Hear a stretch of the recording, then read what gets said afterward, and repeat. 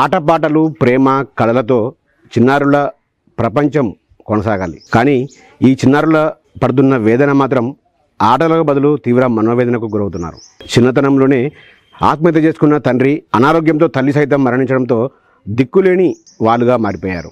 మానవత్వాన్ని ప్రశ్నించే ఒక కథ ఈరోజు మేము పరిచయం చేయబోతున్నాం. అమ్మ మంచిగా చూసుకుండేది, పోయినాక ఏం లేదు.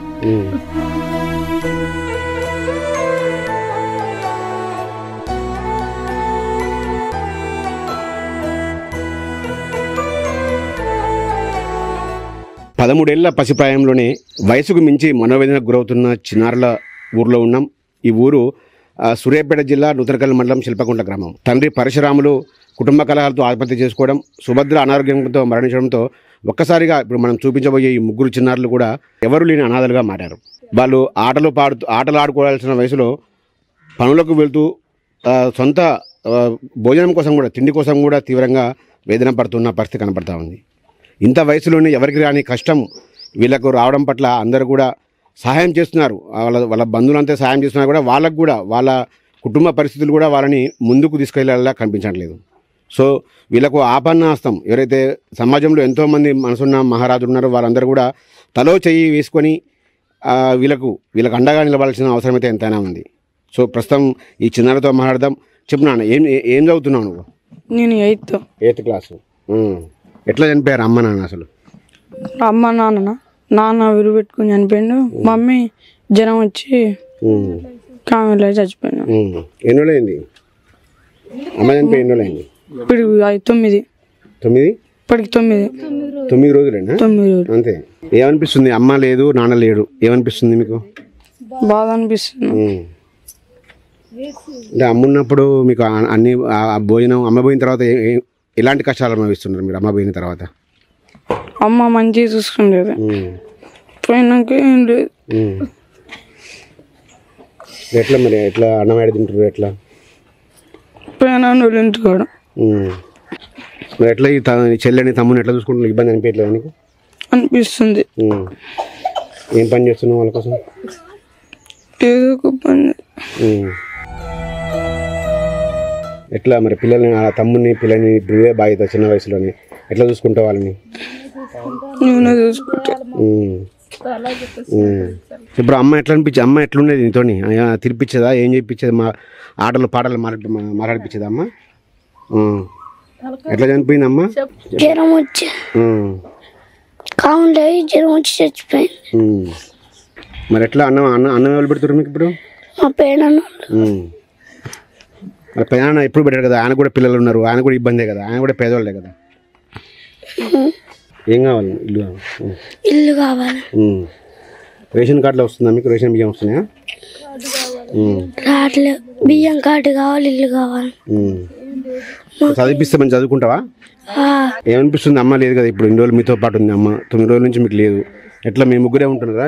భయం వేస్తుంది. ఏం కావాలరా మీకు? ఇల్లు కావాలి, ఇల్లు, రేషన్ కార్డు. చదువుకుంటారా మంచిగా? హాస్టల్ అట్టిగా సీట్ ఇస్తే చదువుకుంటాం. ఈ పసిప్రాయంలో ఏమీ తెలియని వయసులో ఈ పిల్లలకు వచ్చిన కష్టం ఏ పిల్లలకు కూడా రావద్దని కోరుకుంటున్నాం. వీళ్ళు కనీసం ఏమి చెప్పలేని పరిస్థితుల్లో అంత తీవ్ర మనోవేదన గురవుతున్న పరిస్థితి. ప్రస్తుతం మనతో పాటు వాళ్ళ బంధువులు ఉన్నారు. చెప్పమ్మా, అసలు ఏం జరిగింది? వీళ్ళ పిల్లల పరిస్థితి అసలు? మా చెల్లె సారు, మా చెల్లె, మా మధ్య నా చెల్లెక పిల్లలు వాళ్ళు ఆర్థిక పరిస్థితుల్లో జ్వరం వచ్చింది. ఆ చూసుకునేంత శగతకారం లేక చనిపోయింది. పిల్లల మీద ఎవరి మీద వెనక దివి లేక చనిపోయింది. మా మధ్య ఊరేసుకుని చనిపోయిండు. ఇక ఇన్ని రోజులు కూడా మా అమ్మ ఉన్నది. ఇక మేము వాళ్ళ బాబాయ్, వాళ్ళ పెదనాన్న, వాళ్ళ పెద్దమ్మ, ఇక నేను సేకరించి చూసినాం ఇన్ని రోజులు. ఇప్పుడు మేము కూడా మా పిల్లలకు మేము చూసుకునేది. మా చెల్లె పిల్లలు ఆర్థిక పరిస్థితిలో ఉన్నారు. ఎవరైనా కొంచెం వరకు సేకరించాలి అని దయచేసి చెప్తున్నాం సార్. మా చెల్లె చనిపోయింది, వాళ్ళకి ఏం వెనకదేమి లేదు. మేము చూస్తే ఎన్నాళ్ళు చూస్తాం. ఆ పిల్లలు ఒక్కలైతే చూడగలుగుతాం. మన ముగ్గురు పిల్లలు ఎన్ని చేసినా తల ఒక చేయి సేకరించాలి సార్. వాళ్ళని ఒక ప్రభుత్వం చేయాలి.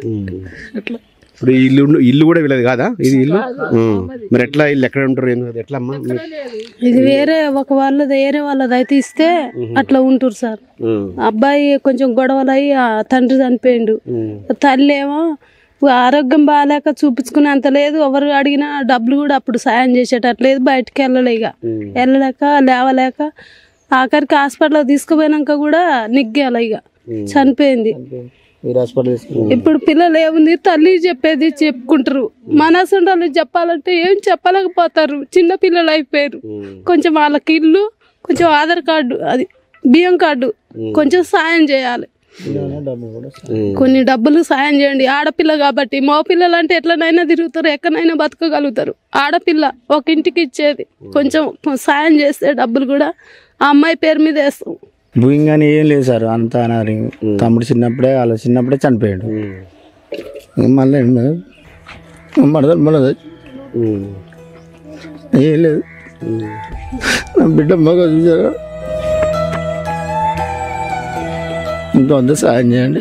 ఇది ఇక్కడ బంధువులు ఇప్పటివరకు అయితే తల్లి చనిపోయి 9 రోజులు అవుతుంది. బంధువులు వీళ్ళ ఆలన పాలన చూస్తారు కానీ వాళ్ళ ఆర్థిక పరిస్థితి కూడా అంతంత మాత్రమే. సో వాళ్ళకు కూడా వాళ్ళకు ఆర్థిక స్థాయికి మించి కూడా వాళ్ళ బరువు మేయడం వాళ్ళకు కూడా ఇబ్బంది అవుతుంది. సో సమాజంలో మనసున్న మహారాజులు ఏమైనా ఎన్జిఓలు ముందుకు వచ్చి పిల్లలకు అండగా నిలబడాలని వాళ్ళంతా కూడా కన్నీళ్లతో వేడుకుంటున్న పరిస్థితి కనబడతా ఉంది. ఇక్కడ ఈ దృశ్యాలు చూస్తుంటే కనుక ఖచ్చితంగా ఒక మనసున్న వారిని ఎవరైనా కూడా కంటతడి పెట్టించే ఒక దుర్భరమైన జీవితం మాత్రం ఈ చిన్నారులు గడుపుతూ ఉన్నారు. వాళ్ళకు కేవలం ఇల్లు కూడా లేని పరిస్థితికి ప్రస్తుతం మనం చూడొచ్చు. కేవలం ఒక ఎవరిదో ఈ ఊర్లో ఎవరిదో ఖాళీ ప్లేస్ ఉంది. ఆ ఖాళీ ప్లేస్లో 4 రేకులు అడ్డు పెట్టుకొని ఈ 3 పిల్లలు కూడా చిన్నారులు కూడా బిక్కుమంటూ కూడా ఈ ఇంట్లోనే వాళ్ళు జీవిస్తున్న పరిస్థితి కనబడతా ఉంది. సో ఖచ్చితంగా ఎవరైనా కూడా వీళ్ళకి అందంగా నిలబడాల్సిన అవసరం ఉంది. ప్రభుత్వం ఏదైతే ఇస్తుందో డబుల్ బెడ్రూమ్లు కావచ్చు, కాదు రేషన్ కార్డు కావచ్చు, వీళ్ళకి రేషన్ కార్డు కూడా లేదు, కేవలం ఇల్లు కూడా లేదు. సో ప్రభుత్వం జిల్లా కలెక్టర్ కానీ ఇంకా ఉన్నతాధికారులు కలుగ చేసుకొని వీళ్ళకి వెంటనే ఒక డబుల్ బెడ్రూమ్ ఇవ్వాలి. అదేవిధంగా వీళ్ళకు ఒక ఉన్నత చదువుకోవడానికి రెసిడెన్షియల్ హాస్టల్లో సీట్ కూడా ఇవ్వాల్సిన అవసరం అయితే ఎంతైనా కనబడతా ఉంది. సో వీళ్ళందరికీ కూడా ప్రస్తుతం ఈ చిన్నారుల జీవితం సమాజంలో మానవత్వాన్ని ప్రశ్నించేది ఒక గాథగా చెప్పొచ్చు. ఖచ్చితంగా వీళ్ళందరికీ కూడా అండగా నిలబడాలి అందరూ. సో అందరూ అండగా నిలబడాలని కూడా సుమన్ టీవీ పక్షాన వేడుకుంటున్నాం. అమ్మ మంచిగా చూసుకునేది. పోయినాక ఏం లేదు.